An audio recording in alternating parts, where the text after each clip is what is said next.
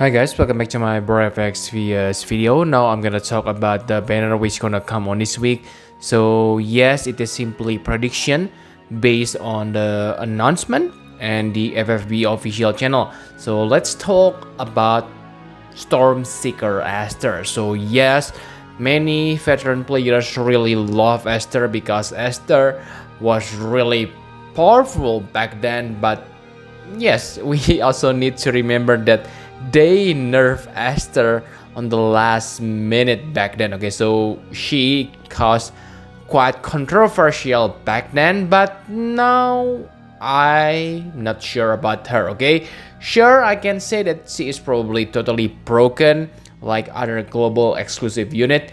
And if you see the symbol, she is probably become breaker on brave shift, but maybe not full-fledged breaker, maybe only for defense stats about 88% and something like that. But again, that's simply my prediction. And the unique thing about Esther is she able to recharge Magnus abilities, but I think it's kind of like gimmick because you say that able to charge Magnus ability because yes, basically you recharge it using your after using your limit burst. Okay, so I can say that it's about the same like 2 turns cooldown move. Okay, about the same, maybe a little bit different, but it's kind of gimmicky feature in my opinion. But yes, let's see, it's kind of interesting with the concept. Maybe they're gonna tinkering up with it for the future characters. So yes, that's nice. And for the normal form, Shelly says that she will become true double hand physical tank, but she also says that Esther are able to cover all damage. Okay, depends on what you need. So does that mean she able to become magic cover tank too? If that's the case, then maybe it's interesting, but at the same time, do you able to raise her spirit? I don't think so, because based on the trust mastery word, like you can see here, that it only increase attack and defense stats, so maybe not so good for magic cover tank. Maybe for emergency use it's good, but I don't think it's that great. Okay, maybe it's like Maeve, but it is lightning element.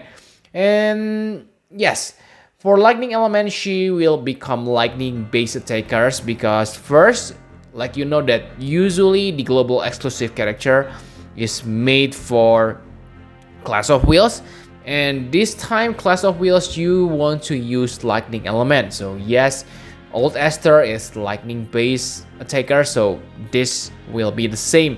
And the interesting about Esther is her limit burst chain with extreme nova, and like you know that extreme nova is really niche chaining family, but on this story event they give us an ability that able to chain with extreme nova. Sure, that will help a little bit, but again, if you miss this event, maybe for the future players, then you kinda fuck up.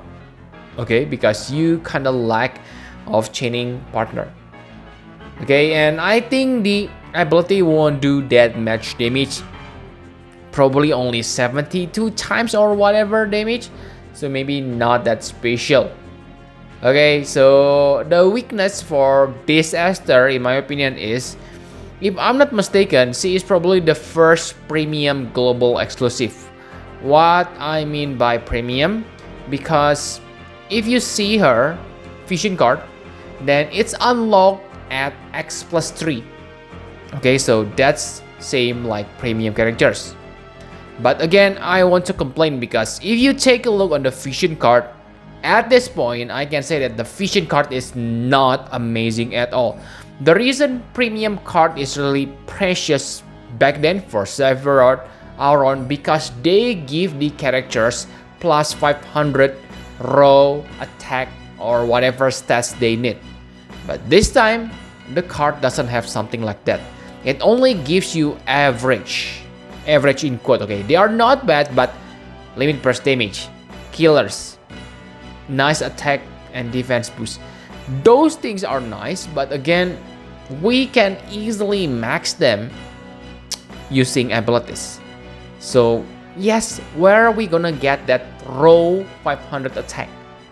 So kinda annoying if you ask me. Maybe She already has amazing attack boost from her passive, which is good, but the same is, wow, this premium card is maybe not that interesting.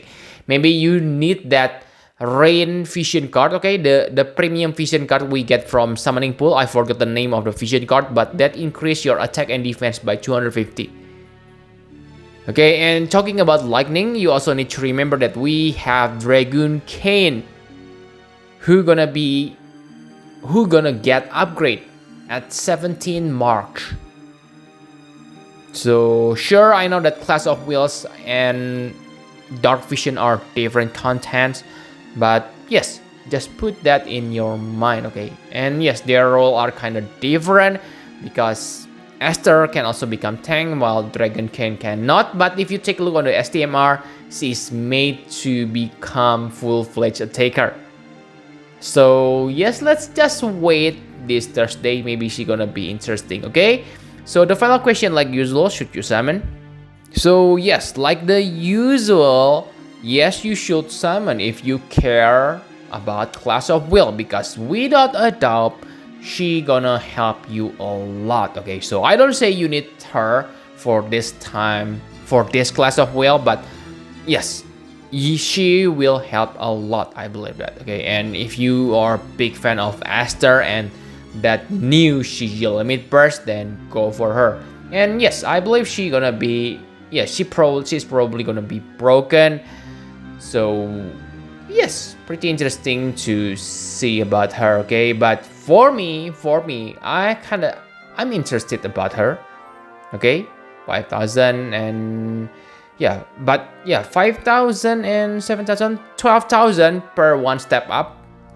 You need 20 20 Neo Vision cards. Okay, so this is, yes, 60,000 lapis for safe bet, safety net, I mean, sorry guys. And based on my experience, based on Xenogears or whatever, it's really hard to get the character without the safety net. You have watched my summoning video. Okay, yes, I know it's not universal experience. Okay, maybe you are lucky unlike me, but you have seen the proof. Okay, I get so many different Neo Vision unit. But the good news is this time we have 4% Neo Vision rate. Back then it's only 30%. Okay, so yes, just think whether you want to get her or not.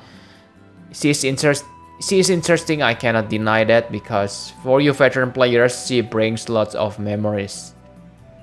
Okay, and yes, don't summon if, I have said the first reason she is premium, but if you already have Dragoon Cane, first Dragoon Cane is cheaper, and if you don't care about Clash of Wheels, let's say you prefer content like Dark Vision, then I can say that Esther is not needed.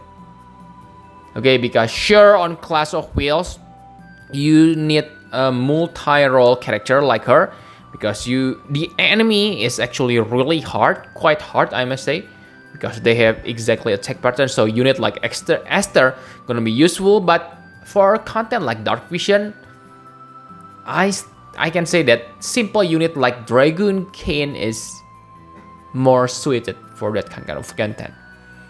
And like I have said on multiple videos, this game is basically two games. Okay, Japan original content and global content. So pick which one do you want to play. If you are well, you can play both of the games because you have unlimited lapis. But if you are free to play players, I can say that you need to pick which content you want to focus. If you want to focus on Clash of Wheels, then focus on global exclusive units. But if you focus on Dark Vision or original content, then focus on the normal in quote units. I don't say that these units won't do good on Dark Vision. Okay, please again, don't twist my words. But yes, I can say that we need to be smart on our lapis management, especially if you are free to play players. Okay, so that's okay, my decision. I probably won't pull for Esther because I choose to focus on Japan content. Okay, that's why I spend lots of lapis for Senegers. Okay, and yes, that's it. Now the final section is I want to talk about other news which are quite interesting. So first of all, this is really surprising because they give us veteran players a huge reward. Okay, we get 150 summons if you are like me, have played the game since release or about 5 years. Then we get 150 summons. It is strange because usually we get this kind of thing on like anniversary. Okay, so this is something nice, but please don't get too happy. Okay, because yes, you should be happy. Actually, I'm also happy, but if you hope for Esther, then you won't get her here. Okay, the units which are included on the pool only units which are released until 20 January. So Tulian, whoa, will haunt you. Okay, I hate Tulian really, guys, but still there are still lots of good units like legendary Auron. His Trustmaster reward is really nice, and other characters too. Okay, so yes, I will show you my poll video later on Thursday when I get the tickets. Okay, so this is really nice gifts from them. And now I want to complain a little bit. Okay, first, they finally address Midiana. They say they gonna release her on April.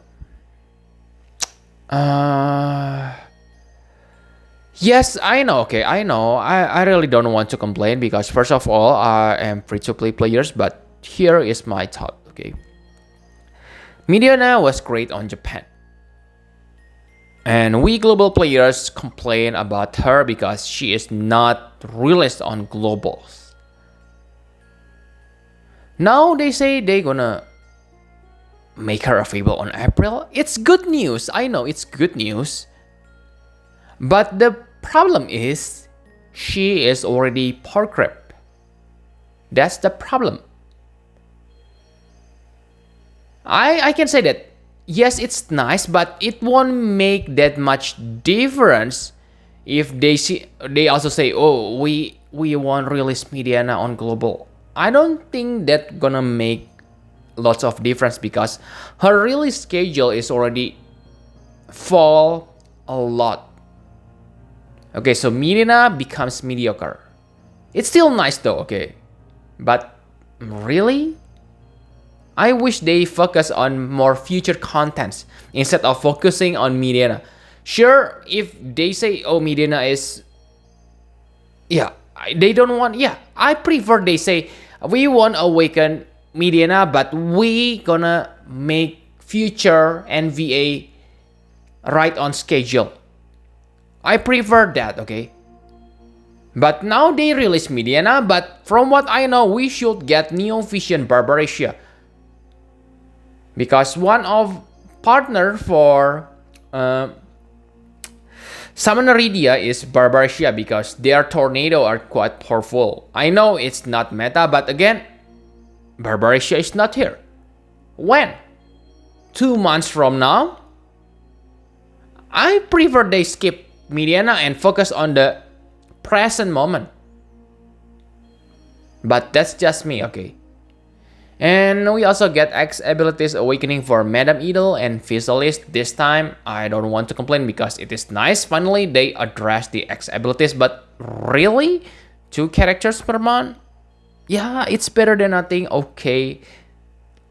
And for the Fae Fragment updates here, it's kind of funny, okay, because they were the one that announced they're gonna give us X+1 material for update, but it turns out, yeah, it's mistake. They fix it, so I got really no problem.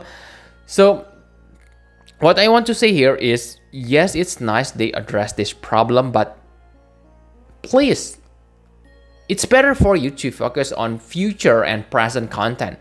So instead of you say that if what you said is true, Gumi, if what you said is the reason for you to delay Medina is because you lack manpower in code, then I can say that it's better not to release her at all. It's better to focus on present content and future content, like Barbaria. But if your reason is to make her getting pork rib, so I cannot say anything about that. Okay, and yeah, basically Gumi won't even watch my video. This is simply my thought about this game. Okay, I really don't want to complain. I still love the game, and I have tried to enjoy the game and without expecting anything. Okay, because yeah, like MJ says, keep your expectation low and you won't be disappointed. Okay, if you have watched the movie. But yes, that's my thought about this game right now. I won't hope anything, okay? But yes, let's just enjoy this game while it is available. Yeah, it is still enjoyable for me. And if you don't know, the Chinese FFB has shut down. So yes, let's enjoy this game while it is still available. Okay, thank you very much for watching. Please hit the like button and subscribe to my channel for more Final Fantasy Parallax vs. Bye bye guys.